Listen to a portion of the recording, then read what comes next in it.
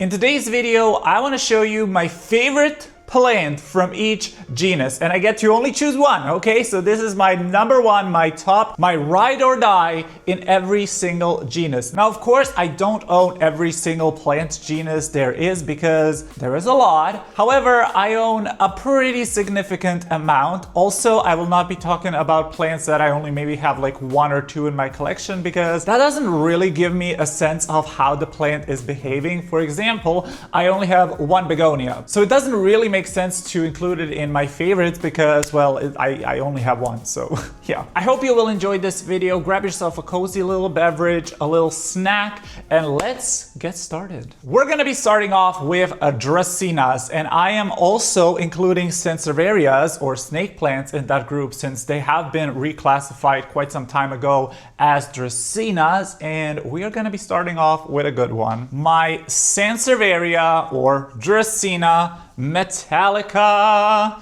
I absolutely love this plant. I already featured this plant in a couple of my videos because it is just such a cool plant. Like, look at her. It is just such a statement piece. It's literally a piece of art. These leaves are so thick and so succulent and so juicy. I mean, look at her. She is an absolute beast and she grows rather quickly for a Sansevieria. She lives by my west-facing window. She receives only sun during the summer and not even a lot of sun because the sun is getting blocked by some other plants, but I mean, she is not complaining. We all know that Sansevierias are low light tolerant plants, which doesn't mean that they love low light.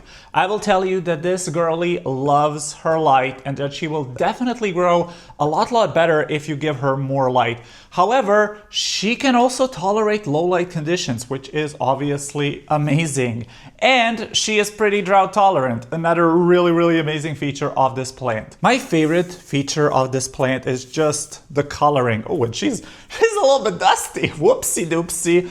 But yeah, she is just, the coloring is absolutely stunning. This blue, stripy, gray, it's just fabulous. I mean, I think we can all universally agree that silver plants, blue plants, gray plants, they are freaking cool. They're just cool. And I love plants with this particular coloring, and the stripiness is just so amazing. And I don't know, it just adds something so different to my collection because it is lighter in color, it has those cool stripes, it's very different in shape, and I love the shape of my particular specimen. In particular, I just love this one long leaf. It literally looks like a sword. I cannot imagine my collection without this plant. If you think that Sansevierias are boring or maybe not for you, I definitely highly encourage you give the Metallica a try because I think this is just such a unique and cool Dracaena / Sansevieria, and she is just an angel. She's just a sweetheart and I love her because she's just so easy. So yes, first favorite from the Dracaena group is my Sansevieria or Dracaena Metallica. I love her. Also that name is so cool, like Metallica, come on, that is amazing. Moving right along, we are entering ficus land, and ficuses are they're kind of a pain, I'm not gonna lie. Like, most of them require a lot of light, a lot of water. I mean, they're trees. They are trees, and it's hard to grow trees indoors. At least it is for me because I do have just limited light. Like, I have a big east-facing window in front of me, and then I just have a tiny west-facing window behind me, and the rest of my studio is pitch black, as you can probably see. And I rely a lot on grow lights, and if I didn't have all of these grow lights, I would have a really hard time growing plants. However, this one is just a dream. It's just a dream, and it is my Ficus benjamina. And oh my God, I cannot tell you how happy this plant makes me. It is it's literally a little tree. Like, it's literally a little tree in my house. And I love variegated plants. Like, I am a big sucker for variegation, in particular white elbow variegation. And this one is stunning because it has that white elbow margin, and it looks painted, it looks so cool, the leaves are very dainty, and I just love this thing. Now, I will say that I know a lot of people struggle with the Benjamina. And when I first acquired her, I also had a bit of a hard time with her. Mainly the dropping of leaves. Y'all know if you have this plant loves to drop leaves. It's just what it does. I have finally figured this plant out. I found out what it likes. I have it in a space that it seems to enjoy, and I do not touch this thing. I literally do not touch this thing. Now, to my surprise, although these things love light, I keep mine in a very low light setting, and she's doing fine. Like, she has been in that spot all throughout winter for probably more than half a year now, and she hasn't really dropped any leaves. She hasn't shown me any signs of distress. She's continuously growing. Slower, of course, because she is in lower light, but honestly, I just really love her in the space that she is in, and I think this plant just adds so much whimsy and magic to my space, and I just adore it. I really adore it. I will say that these are quite prone to spider mites, and something that I do like to do very often with this plant is give her good showers just to keep the spider mites at bay. But honestly, other than that, it's a very low maintenance plant for me. I water it when it's dry. I regularly give it showers. I prune it back. That's something I do quite often. I will prune it back quite often, especially when I see like leggy stems or stems that dropped all of their leaves. I will definitely just trim those back. That keeps kind of the bushy look. And I mean, just look at her. I'm giving her a little shaky shake. But yeah, Hoya, this is not a Hoya, girly. I'm crazy. Ficus Benjamina. What? I'm having a stroke. Ficus Benjamina. Absolutely stunning plant. Again, I cannot imagine my collection without this plant. It's just beautiful. It is a beautiful plant. I did acquire it at a pretty large size. It wasn't this big, but it was like, I would say up to here or like maybe down here. So it didn't grow a lot in my care. And I think maybe that's why I'm having like an easier time with it, because I acquired it as a pretty mature specimen. Because for example, my Ficus triangularis, oh boy, that is a whole nother story. That plant is a bitch. I'm not gonna even sugarcoat it. That plant is a mess, and it's a baby plant. So yeah, if you're gonna get a Ficus benjamina, I do recommend you get a maybe more mature specimen, and don't be alarmed if it drops a lot of leaves in the beginning. That is completely normal. Ficuses are known to be temperamental divas, and they just take a long time to actually get used to a new environment. But once they do, boy oh boy, are they stunning. Let's talk about Hoyas next, and this is gonna come to nobody's surprise. If you've been on my channel, you know that I love my Hoya linearis. This is not only my favorite Hoya, but honestly one of my favorite plants in my whole collection. This and another one that I'm gonna be showing you later are literally the top two favorite plants in my whole entire collection. This is a plant that I would never give up. This is a plant that I would save from a fire. This is a plant that's gonna go with me wherever, and this is a plant that I really hope I will have until the day I die. I wanna be buried with this plant. When I have my funeral, I don't want any flower arrangements. I just want tropical plants. Just bury me with a bunch of tropical plants and I'll be happy. But yes, Hoya linearis. I mean, I think this is a plant that's universally loved. Like, I don't think there is a single person out there who doesn't like the Hoya linearis. And honestly, if you don't like the Hoya linearis, I think you should get help. Like, I think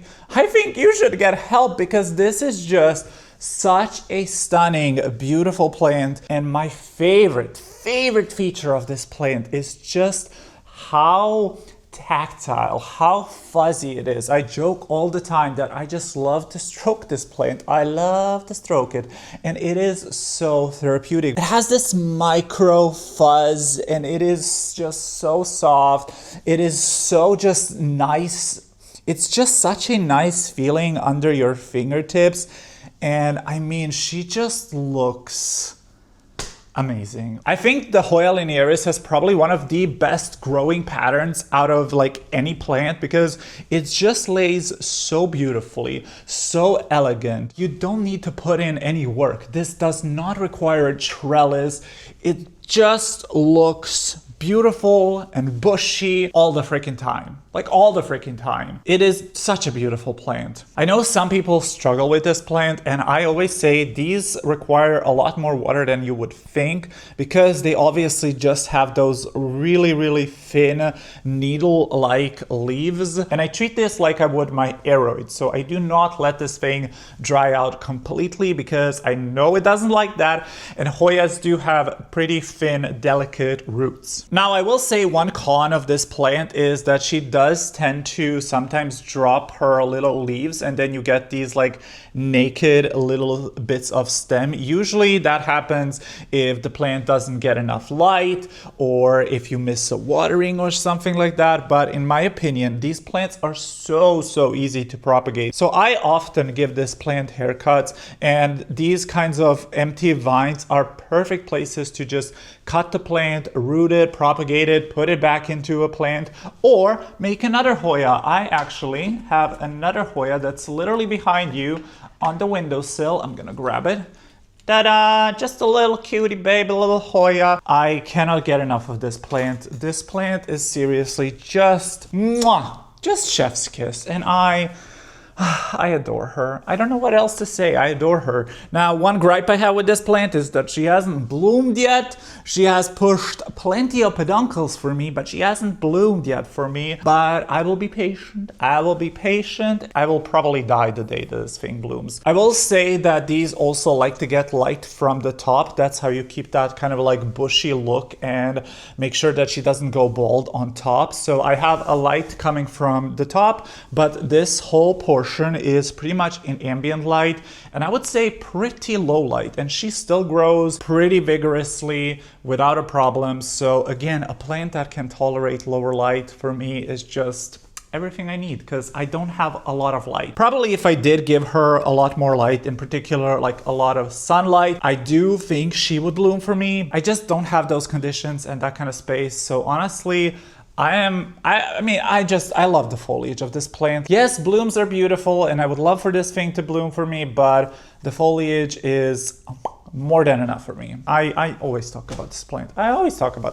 Next up, we're gonna be talking about epipremnums, and that means your puffuses, your pinnatums, all of those fun, resilient plants. And my favorite out of this group right now, currently, is my marble queen, who is on a moss pole, and she is finally starting to get some size, and I mean, she looks beautiful. I love a lot of epipremnums. Like, epipremnum is probably one of my favorite genuses. They are just so easy. You can grow them in so many different ways. They come in so many cool, fun varieties, and the Marble Queen, it's just a classic. It's just a classic. It looks beautiful while it's trailing, but I really just love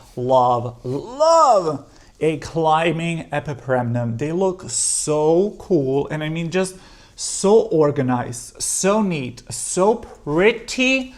And I am a sucker for a plant that just looks this beautiful, this lush, this organized, without really me having to do a lot. Obviously, I do have a pole on this thing, and I do have to water the pole, but other than that, like, the petioles aren't long, the leaves are like, you know, gradually increasing and actually covering the pole, and it's just such a beautiful, beautiful plant. Very, very low maintenance. This lives on my Vetio shelf. It's only supported by a Mother Grow Light Life Spectrum 32, whatever that thing is called. which is not the brightest grow light in the world. So she's not like receiving, I would say she gets like maybe mediumish light, probably like low light in the bottom part of her leaves. And I mean, she is loving it. She is gorgeous. She's beautiful. Another one that doesn't require frequent waterings. It's very forgiving. Never had a pest. And that is probably my favorite thing about epipremnants, that they are so pest resilient. I know one of my friends once had like a mealybug outbreak on a like normal golden pothos. So I suppose mealybugs are maybe something you should look out for. And I think scale also love epipremnum. But like I never had thrips on my epipremnums, and I never had spider mites on my epipremnums. And y'all know that thrips are my kryptonite and they will not leave me alone. So yeah, the fact that these are just such pest resilient, drought tolerant, low light tolerant plants. I could literally feature probably every single one of my epipremnums as my favorite, but right now this one is my favorite, and this one I'm kind of like just loving the most at the moment. If I was filming this video a couple of months ago, I would probably replace this plant with my Manjula pothos, because I think the Manjula pothos is just so pretty, but unfortunately mine kind of tanked, so she is in recovery mode right now. But the Marble Queen is still a stunning, beautiful specimen. And again, just a classic. These are widely available, super cheap, and I love it. I mean, how can you not love it? The coloring on this plant is just so cool. I love variegated plants, and the Marble Queen's variegation is just so beautiful. Like, so beautiful, but it's still so freaking cheap. So yes, Epipremnum Marble Queen. Next up, we're gonna be talking about Anthuriums. Oh my god, I'm kind of sick and tired of Anthuriums. I'm not gonna lie, there is so many on the market. There are so many hybrids, and they cost an insane amount of money. And I don't know, I like Anthuriums. I really do. I think they are gorgeous, stunning plants. It's so fun how they grow and how they size up from that tiny little leaf to like a huge leaf. It's a gorgeous plant, but I think the market is a little bit oversaturated with Anthuriums. I don't have a lot of Anthuriums in my collection, but one Anthurium that I will always love, it's the classic, it's the OG, it's I think the Anthurium that everybody should have in their collection, and it is the Anthurium Clarinervium. And again, if you've been on my channel for any amount of time, you will have seen this plant many a times, because I always feature this thing, because it is, again, not only one of my favorite Anthuriums, but also one of my favorite plants in general. I pretty much love all of my Anthuriums in my collection. I have the Pellet Florum, I have the Wendelingeri, I have two hybrids, like I love them all. But this one, it gives me everything that needs to be given. It's stunning, it's dark, it has striking venation. Now mine doesn't look the best right now because she has been under attack by spider mites. Those freaking spider mites, I just wanna choke the life out of them. But it is such a stunning plant. It is such a constant grower. She actually has like a brand new leaf on the way. She constantly flowers, requires very little care. She lives actually next to the Marble Queen on my Vizio shelf under that mother grow light, and she just is loving life. I love the size of this plant. It is just big enough for me to be satisfied with the size and be like, oh, that's a big leaf, but it's not so big that I don't know where to put it or that it takes up a lot of space. So I just love the size of my specimen. Very drought tolerant. Usually Anthuriums don't like drying out, but this one is an exception. This plant will not mind drying out. And one of my favorite things about this plant are the roots. Like, the roots are so chunky. They look like udon noodles, and they are stunning. And because of those chunky roots, she doesn't mind drying out. She is a little bit more pest prone. I will say that. I did have thrips and spider mites now on this plant. Although pests love these leaves, this plant is very resilient. I mean, these leaves are thick. This is cardboard. The spider mites did actually do quite a bit of visual damage, like you can probably see over here. the speckling, but to me that is no big deal. I mean, these are plants.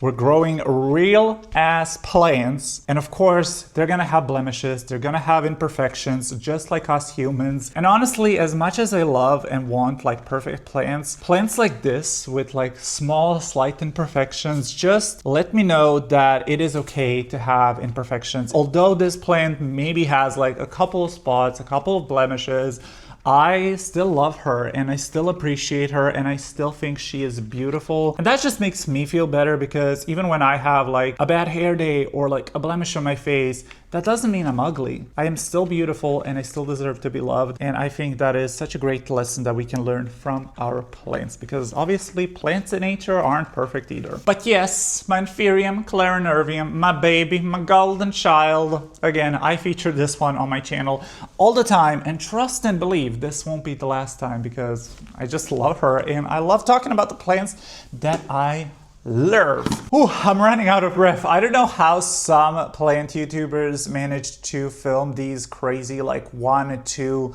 3 hour long videos. Like I can barely get through like a 30-40 minute video without absolutely passing out. But anyways, next up we're moving on to Scindapsuses, and this was a little bit harder for me to choose. I find Scindapsuses are pretty hard plants, at least to keep them looking nice and pretty and bushy. Like they require a lot of maintenance, a lot of patience. So honestly, none of my Scindapsuses are like, I don't know, they're all kind of, I love them all, but none of them are like impressing me that much.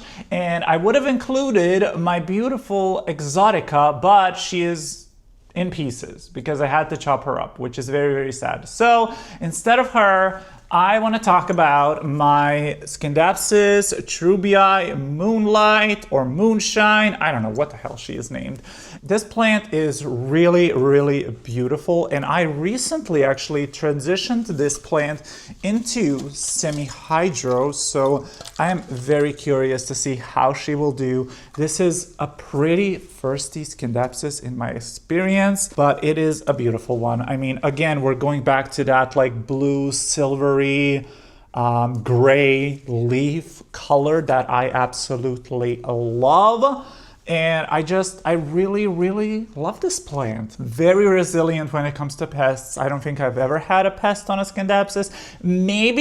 Maybe I had thrips on my Exotica, if I'm remembering correctly, but it wasn't anything bad. And honestly, with these like trailing, more bushy plants, even if I have thrips on, like if I find a thrip on a leaf, I will literally just chop that leaf and throw it away. So it's not a big deal as with, for example, a Monstera, because if a Monstera gets like thrips on a big leaf, obviously you don't want to chop off that big leaf. But with these tiny like trailing plants that grow pretty fast, it's not a problem to chop and get rid of pests that way. I am letting this one trail, and actually I'm letting all of my Scindapsuses trail, because in nature these things are climbers, but they are shinglers, I believe. So these won't like ever gain in size like a philodendron or a pothos would. They always kind of stay the same size. I mean, there is obviously a little bit of a difference, but I think it's not that noticeable. I would love to have one of these plants like just shingling up a wall or something like that, but I don't have the light for that. I really don't have the light for that. And I do find that these do require pretty good conditions. Like they do require a lot of light, again, just consistent watering in order to keep them like looking nice and beautiful. So yeah, I don't know. I don't have much to say about Scindapsuses, honestly. They're kind of like the uglier sister of the pothos, but I still love them and I still want to grow them out beautiful. And I will give an honorable mentions. Actually, let me grab that plant. My Scindapsus platinum is definitely a plant that I absolutely love, and I'm looking forward to seeing size up and, you know, turn into a bush. However, I didn't want to feature it as like my favorite because this is such a recent acquisition to my collection. I only got this maybe like, what, 3 months ago or something like that, sometime in the winter. I don't even remember. But yeah, she is still like a tiny, tiny baby. These are so slow to grow, but she isn't self-watering. And I'm hoping that in the summertime, she will burst into action and start looking a lot bushier and like start trailing. And maybe then in my next iteration of this video, I can feature this one as my favorite Scandapsus. But until then, I'm gonna give that spot to my moonshine, moonlight, whatever it's called. Maranta, Maranta. We're gonna be talking about Maranta. And I love Marantas, but I also hate them because they are kind of difficult. They are the easier sister of Calatheas, and I have had hit and miss experiences with Marantas. I had 4 Marantas throughout my like plant growing journey, and 2 of them are doing amazing and 2 of them died. The 2 that died were my light veins and my silver band. Beautiful, beautiful Marantas, but for some reason very, very finicky. I find Marantas are a little bit tough to root. They do tank quite easily. They are pest prone. They're not my favorite genus. However, my variegated Maranta, I love. I just love this plant so much. It's just such a cute little bush. I love her. I absolutely love her. The other Maranta that is doing good in my collection is the Lemon Lime. And although I love that Maranta, this one is a little bit easier, I find. It's a little bit easier. It's way less pest prone because I don't think I ever had a pest on this plant, and my Lemon Lime had thrips and spider mites recently. So I'm gonna give the #1 spot to my variegated Maranta. She is just such a beautiful, beautiful plant. I love her, and I really, really love the variegation on this plant. And my favorite part, now I don't have a good example, I think, but maybe you can see it on this leaf. My favorite part is when the leaf comes in fresh and when the variegation is like on the little dark spot, and then it's like this kind of pinkish burgundy color. That is my favorite part. Just such a beautiful plant. Very, very low maintenance. It is a thirsty plant, but it is good at telling you when it's thirsty because it does start to curl and the leaves do feel very, very paper thin. And actually my specimen does need water, I can tell you that. She also has like a couple of crispy leaves, but yeah, I mean, she is very well rooted in her substrate, as you can see. I just keep her in a regular aeroid mix. Seriously, nothing special. She lives on my video shelf under a cheap Amazon light, and she loves it. She loves it. And I love her because she is such a bushy little, she's like, so cute. Oh, you're so cute. Yes, you're so cute. Oh God, why is this plant so heavy? My Alocasia Friedeck. We're talking about Alocasias again. If you've been on my channel for any amount of time, you would have seen this plant plenty because this is one of my favorite plants in my whole entire collection. I love this plant. She is stunning, beautiful, gorgeous. I mean, what can I say? What can I say about this plant? She is looking a little bit nay-nay down here because I did have to chop a couple of leaves because I did recently repot this plant. And you know, Alocasias are so sensitive when it comes to repotting. So she is going through a bit of a phase right now, but that's okay. She is pushing out a brand new leaf over here. I don't know, there we go. Brand new leaf, but she's also flowering, which I don't like. I don't like. That is my least favorite part about Alocasias. I hate when they flower because it takes up so much energy out of the plant, and I feel like they really just take a big setback when they flower. And another annoying thing about Alocasia flowers is that even if you chop the flower, a new one will just emerge. Like sometimes you will have 6 flowers on just like one plant, because it's not like with Anthuriums where it pushes like one inflow out and you just chop the inflow and then you're done. No. Alocasias will continue they will continue to throw out flowers, and it is so annoying. And I do not plan on cross-pollinating my alocasias. I know it's not as easy as with anthuriums. There's like a whole freaking process. And honestly, I'm not even interested in anthurium pollination, which is like the easier pollination in the aroid world. So I'm not gonna be messing with alocasia pollination. In my experience, I don't like chopping the flowers. It just kind of encourages the plant to produce more flowers. But again, I don't know if that's scientifically proven. That's just my experience. So please don't take anything I say for granted, because I have no idea. Like, I have no idea. I'm just a little boy who loves plants. So I'm not a professional in any shape, way, or form, but I love plants and I love to talk about plants. But of course, this is an alocasia, and y'all know alocasias are spider mite magnets. She had recently a spider mite issue. I think that's resolved. Like, I don't see any on her, so fingers crossed that's gone. She lives in semi-hydro, and in my opinion, semi-hydro is the way to go with alocasias, and in particular this plant.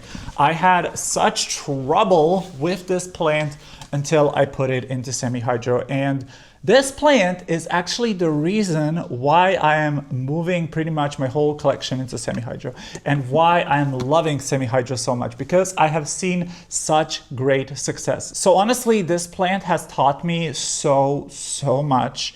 It has taught me what I like about plant care. It has taught me to be patient. It has shown me that semi-hydro is a great way for me to grow my plants.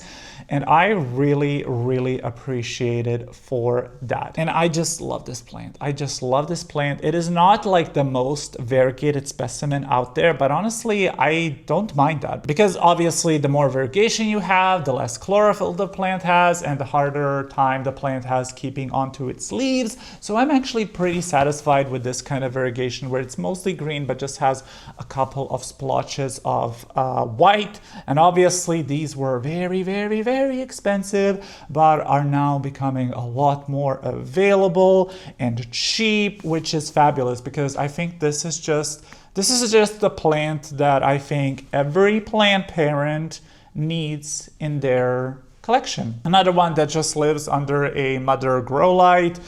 Very easygoing. That's it. I don't really have much to say about her, other than the fact that I love her, and I've shown this plant so much on my channel, so I don't want to bore you more with her, but she is beautiful, and I do really love her. Listen, I love calatheas. I think they are beautiful, but I also hate them. I hate them with a fiery passion. So choosing my favorite calathea was ridiculously hard. And on any given day, I would say that my favorite calathea is the Calathea Warszawitzii, but mine is in baby mode. Mine is in baby mode. She's in recovery mode. So I cannot show you that plant, and also I cannot claim it as my favorite, since it was such a headache for so long, and I still don't think we are out of the woods yet. So instead of Calathea Warszawitzii, I want to talk about my rattlesnake calathea,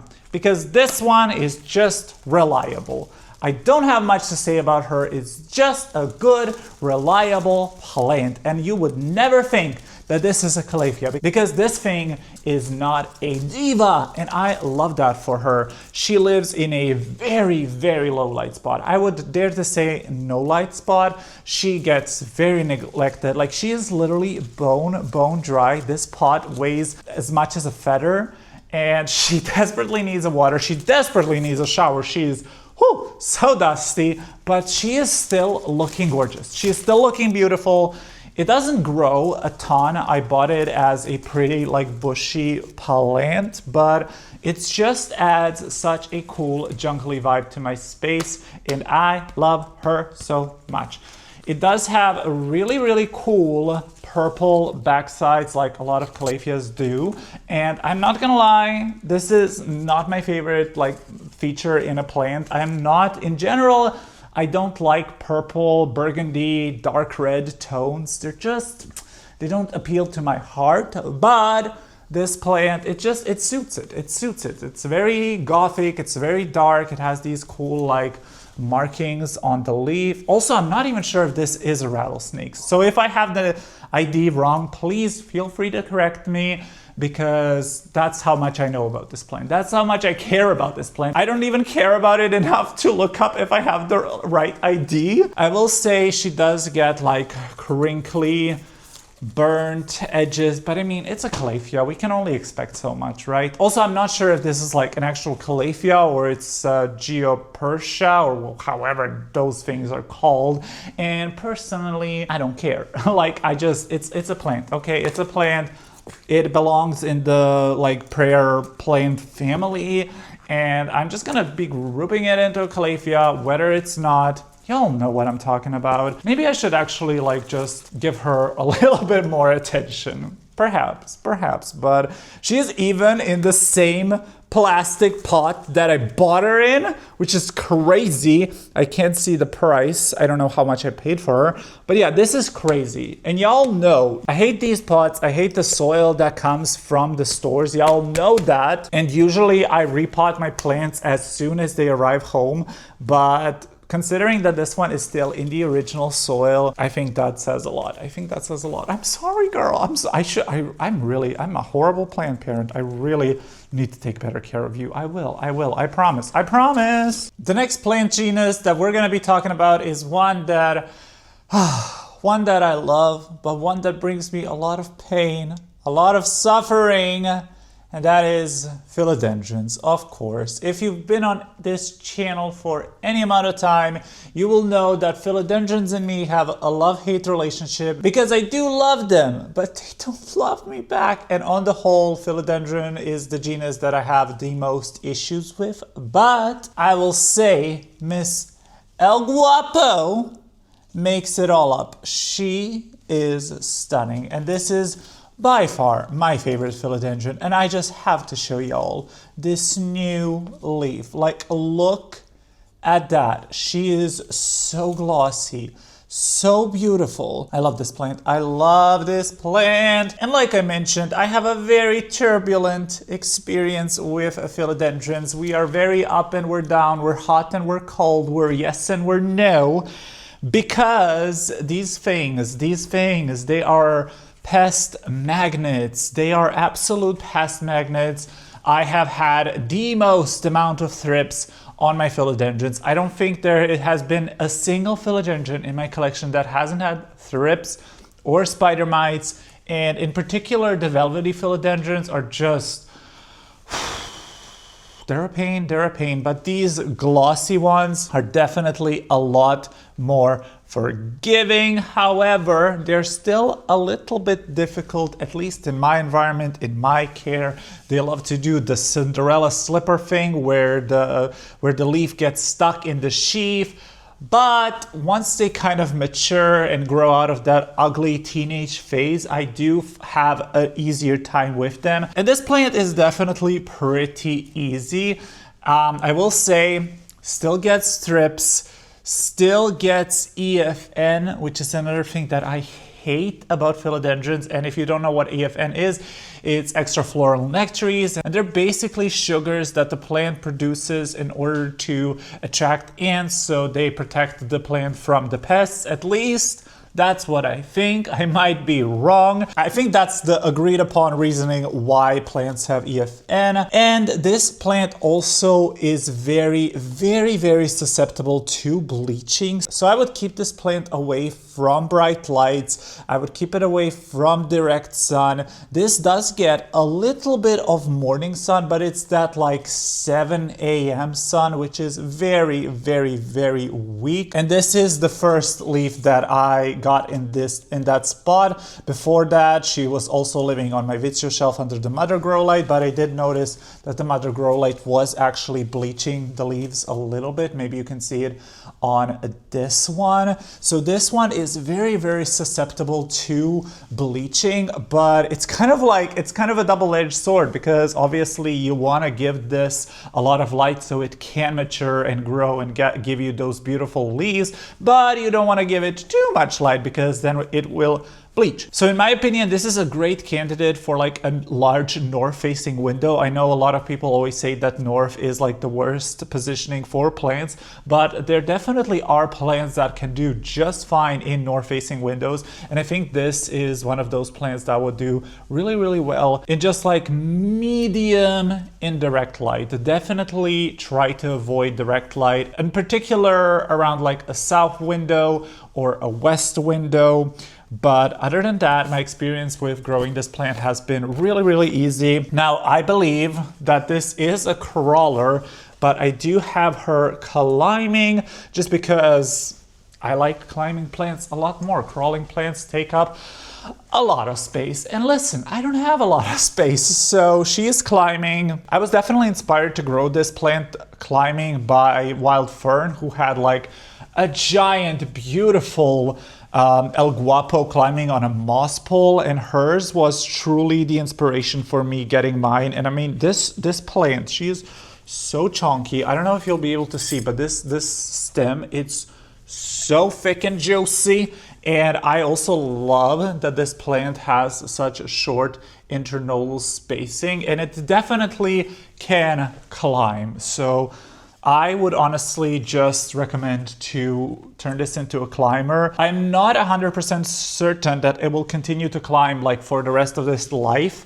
It might just turn into a crawler at one point. I don't know, but once that day comes, I will deal with that. But for now, I really just love it as a climber, and it is my favorite philodendron right now. I will give an honorable mention to another philodendron that I really am loving lately, which is my Soderoy. And now this is still a pretty small specimen. I know a lot of people have grown much bigger Soderoys, but I just wanted to showcase her because I really like the growth habit of this plant. But I'm choosing only one, and my number one is Philodendron El Guapo. Woo! Jesus, we're finally at the end. I have been talking for 52 minutes. My God. But we're gonna be ending it with a bang. With a bang, and that's gonna be my Thai constellation.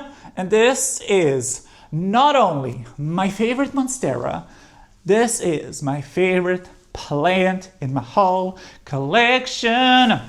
And I love her. I absolutely love her. And this plant, not only is she freaking stunning, beautiful, gorgeous, big, beautiful, she holds a lot of sentimental meaning for me. I've told this story a couple of times, so if you heard this story, I am sorry. But for those of you who don't know, this was a gift from a dear friend of mine for my birthday, I believe 2 years ago now. I really wanted a Thai constellation. They were still quite expensive, and y'all know I'm just one of those people that will not spend like more than $50 on a plant. And she, bless her soul, bless her heart, bought me this plant, and I was just over the freaking moon. Like, I was over the freaking moon. And she bought me a pretty sizable specimen. I think, I don't know which of these leaves are the original. Probably like maybe these two, like bottom two that are kind of dying off right now, but she has definitely grown at least like 6-7 leaves in my care, maybe even more. No, it has to be more. It has to be more. So maybe she doesn't even have any original leaves anymore. I don't know. I repotted this thing twice since I got her. It means so much to me because it has been a gift from a friend. And honestly, this is one of those plants that I hope I will have until the end of my life. I hope that I will maybe get to give this plant to somebody, and if not, I literally think I will take this plant with me to my retirement home. Like, it just holds so much meaning to me. This is my favorite plant. This is the plant that I would save out of a fire. It means so much to me. It is gorgeous. I truly love this hobby. Like, this hobby brings me so much joy and so much love and appreciation. And I mean, the added bonus when a friend gifts you a plant you really wanted is just, I'm about to cry. I'm about to cry. But I will say this is such a easygoing, beautiful plant. She is unfortunately a monstera, which means she is a thrips magnet.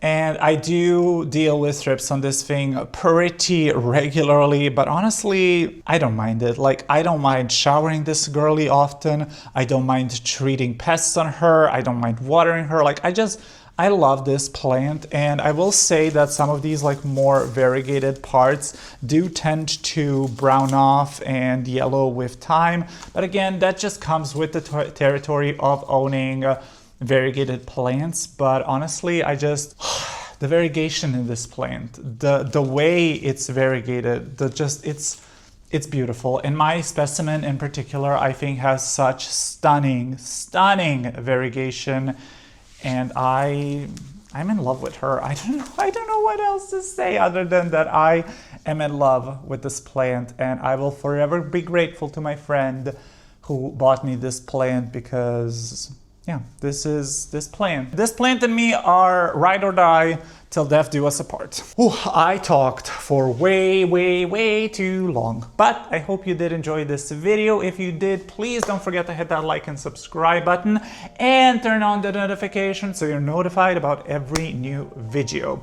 Let me know in the comment section below, what is your favorite plant from each genus, and let me know if you would like to see a similar video where I talk about my least favorite plant from each genus. That video will be pretty tough because I have mostly plants that I really love in my collection, but if y'all requested, I shall do it. But until next time, I hope you have a super amazing, fabulous day. Goodbye!